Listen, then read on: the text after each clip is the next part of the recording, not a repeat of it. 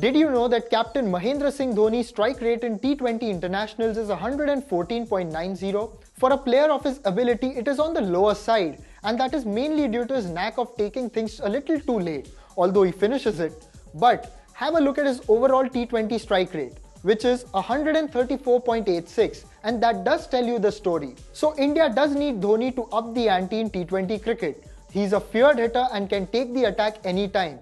But there have been quite a few games where he has gone slow, mainly to take responsibility. But it hasn't helped the run rate as it has gone sky high. We all know what he can do, as he has won India many a game with his unique approach. But where should he bat in this lineup? The great thing about him is his ability to adjust in any situation. He can be sent in at number 3, where he can do the job, or he can even wait for later. For players like him, there's always the question as to when you want to play them because of their game-changing abilities. Now that is where the skill and vision of a captain comes into picture. One has to read the game, the situation, and then make the decision. As things stand, India's lineup for the T20 against Australia at Rajkot should be as follows. Shikhar Dhawan and Rohit Sharma would open the batting, with Virat Kohli at 3. Yuvraj Singh would come at number 4, and that is pivotal because he has been an impact player there.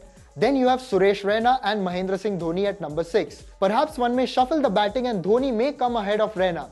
The thing about this lineup is that all batsmen can play in the top order, and that makes things difficult.